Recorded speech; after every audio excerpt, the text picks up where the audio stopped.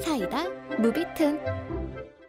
아이들이 잘 자라 성인이 된 올해, 약 15년 전에 이혼한 전처가 갑자기 출몰한 내 인생 두 번째 황당 사건. 첫 번째 황당 사건은 고민할 필요도 없이 이혼 사건이다. 나와 전처는 서로 20대 초반에 결혼했다. 사귀기 시작한 지 얼마 되지도 않아서 전처는 빨리 결혼해서 아이를 갖고 싶다며 적극적으로 나를 유도했다.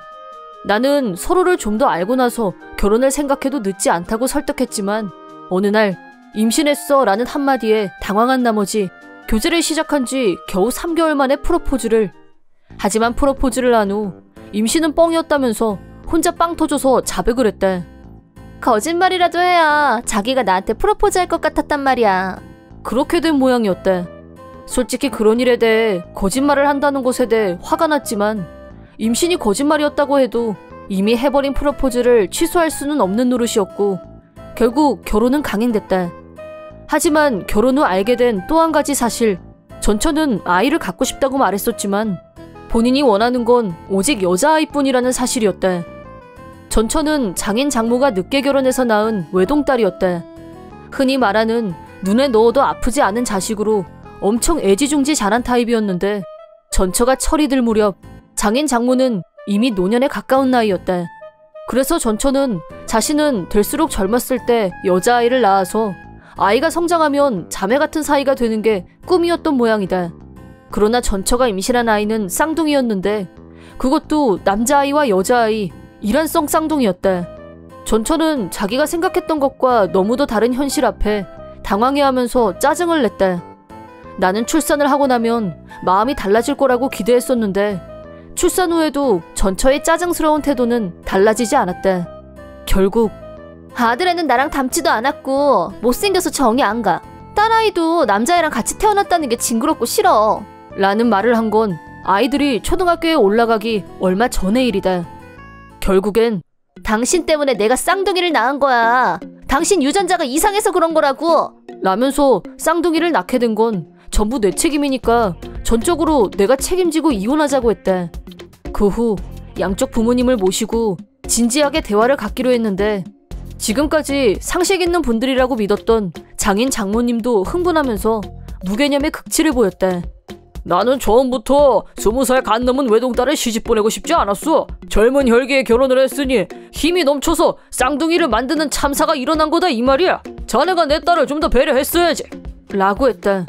상처난데 소금 뿌린다더니 날 두고 하는 말 같았다. 서로 합의점도 못 찾았고 결과적으로는 변호사를 선임해서 별로 되지도 않는 재산을 나누고 얼마 되지 않는 위자료를 전처한테서 받는 걸로 마무리 짓고 이혼이 성립됐다. 친권은 당연히 내가 갖기로 했다. 전처는 아이들은 필요 없다고 했으니까. 설령 친권을 가져가겠다고 했어도 절대 안 넘겨줬을 거다. 하지만 이혼하고 얼마 안 돼서 전처와 장인 장모는 나한테 이미 위자료도 줬고 내가 수입도 더 많으니까 양육비는 절대로 주지 않겠다고 주장했다. 쌍둥이가 태어난 책임도 나한테 있다면서 말이다. 그러더니 말도 없이 이사를 가버렸고 종적은 오리무중이었다. 자기 아이들에 대해 양육비를 지불하지 않는 행태에는 화가 났지만 그 돈이 없어도 생활에 불편함은 없었고 굳이 찾아내려고 내 돈을 거기다 쓰는 것도 귀찮고 해서 그냥 내버려두기로 했다. 혹여 찾아냈다가 전처 마음이 바뀌어서 아이들을 데려가겠다고 하면 큰 문제였기 때문에 없는 셈 치기로 했다. 그 후로 나는 쌍둥이를 키우는 싱글파더로 분투해야 했지만 그래도 나이가 초등학교에 갈 정도가 돼서 비교적 수월해졌다.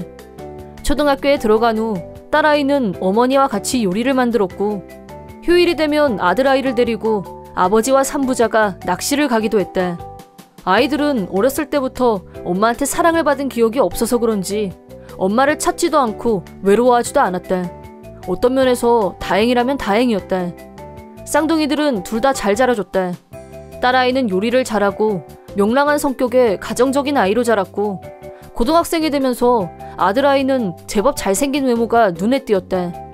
두 아이들과 셋이서 나란히 걸어가면 지나가는 사람들이 쌍둥이들 얼굴을 다들 한 번씩 돌아보곤 해서 기분이 좋았다. 부모님과 주변 분들의 도움으로 아이들은 문제없이 성장했고 어느덧 딸아이는 전문대에 입학을, 아들아이도 직업 양성학교에 입학해서 사회에 나갈 준비를 시작했을 무렵 성인식이 다가왔다. 딸아이는 아름다운 전통 의상을, 아들아이는 세련된 정장 차림을. 내 자식들이지만 환하고 예쁘게 잘생긴 두 아이들을 보고 있자니 흐뭇하고 가슴이 벅찼다. 너희들 오늘 보니까 이제 정말 어른 같다. 다 아빠랑 할머니, 할아버지가 잘 키워준 덕분이지. 앞으론 우리들 세 분한테 열심히 효도할게요. 아빠 기대하세요. 즐겁게 대화를 나누고 있을 때 맞은편에서 어떤 중년 여자가 우리 쪽으로 걸어오는 게 보였고 그 여자의 얼굴을 본 순간 깜짝 놀라고 말았다. 그 여자는 전처였다. 오래간만이다. 전처는 살이 엄청 쪄서 예전 모습은 찾아보기 힘들었고 처음엔 누군지 몰라볼 뻔했었다. 그리고 아이고 바로 젖었네 라면서 전 장인 장모도 같이 나타났다. 나와 쌍둥이들은 셋이서 동시에 경악. 누가 초대를 한 것도 아니고 최근 몇 년간 아무 연락도 주고받은 적이 없는데 이게 무슨 일인지. 하지만 저 사람들은 쌍둥이를 만나려고 성인식 행사장에 미리 와서 기다리고 있었다는 걸 알았다. 전처는 우리한테 어머, 우리 아들 너무 잘생겼다. 이제 같이 걸어다니면 시선 좀 받겠네. 창피하기는커녕 어깨뽕 올라가겠어. 우리 딸도 내 예상대로 예쁘게 자랐고 너랑 나랑 페어룩 입고 자매처럼 다니면 딱 좋겠다. 그거 내 꿈이잖아. 라면서 혼자서 일방적으로 앞서가면서 아이들 팔짱을 끼고 신이 나서 어쩔 줄 몰라 했다. 전 장인 장모도 진짜 인물이 훤하네. 요새 말로 얼짱급이네. 둘 다 길거리 캐스팅인지 뭔지 그런 거 받아도 전혀 안 놀랐겠어. 안 그래? 누가 아니래. 너희들 할머니 기억나니? 그동안 우리 안 보고 싶었어? 앞으로는 계속 같이 있게 될 테니까 아무 걱정 안 해도 돼. 라고 신이 나서 떠드는 걸 아이들은 어처구니 없다는 눈빛으로 가만히 보고만 있었다. 그러거나 말거나 전처는 우리한테는 물어보지도 않고 혼자서 마구마구 얘기를 진행시켰다. 내가 지금 만나는 남자는 내가 낳은 아이들한테도 배려심이 있는 사람이고 애들 다 커서 키우느라 손이 갈 나이도 아니고 이제 친권은 내가 가져갈게. 당신 수고 많았어? 이제 와서 그게 무슨 소리야. 이혼할 때 당신 입으로 아이들 필요 없다고 했던 거 잊었어? 양육비도 내기 싫다고 잠적한 주제에 무슨 자격으로 지금 그딴 소리를 하는 거야? 뭐래? 나도 속으로는 매일 보고 싶다고 생각했었어. 그러니까 오늘도 일부러 여기까지 찾아온 거잖아. 그래, 오래간만에 손자 손녀 얼굴 좀 보려고 왔는데 이게 무슨 똥매너야?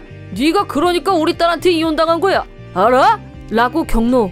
그에 대해 나는 단체로 까먹으셨어요? 15년 전에 이 애들과 당신들은 완전한 남남이 됐다는 사실 말입니다.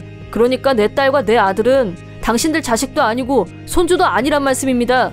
아셨으면 그만 돌아가시죠. 그리고 앞으로 내 자식들 앞에 다시 한번 나타나면 그땐 저도 가만히 안 있을 겁니다. 아무리 그래봐야 애들한테는 엄마가 최고거든? 얘들아, 엄마 말이 맞지? 니들도 엄마가 더 좋지? 그러자 아이들이 착각 좀 그만하세요. 엄마라니? 우리한테는 아빠밖에 없거든요? 100%? 같이 살자니 진짜 어이없네. 네, 저도 마찬가지로 어이없고요. 우리한테는 친할머니, 친할아버지 말고 다른 할아버지 할머니는 없거든요? 그만 돌아가시죠. 라고 세 사람을 완벽 퇴치. 나중에 여러 사람의 정보를 종합해서 따져보니 실은 얼마 전 쌍둥이들이 둘이서 길거리를 걸어가고 있는데 잡지에 올릴 사진을 좀 찍어도 되겠냐는 말을 들었다고 한다. 그때 잡지사 기자는 우리 애들을 커플로 오해했었는데 이란성 쌍둥이라고 설명하자 기자가 더 흥미를 느꼈는지 사진을 여러 장 더 찍었다고 했다. 그 사진이 잡지에 크게 실렸고 그때 이름도 같이 실렸는데 어떻게 알았는지는 모르겠지만 전처가 그 잡지를 보고 나서 얘들이라면 모델도 가능성이 있다. 자기가 애들을 데리고 다니면 자랑거리도 되고 덩달아 돈도 따라올 거라고 머리를 굴린 모양이었다.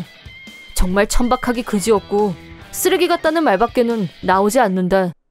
하지만 막상 대면을 하고 나니 아이들이 엄마를 따라가겠다고 하면 어쩌나 순간 두려웠던 것도 사실이었다. 그렇지만 아이들의 대답을 들으면서 속으로 얼마나 기뻤는지 모른다. 나는 정말 잘 자라줬구나 하고 진심 뿌듯하고 감사했다.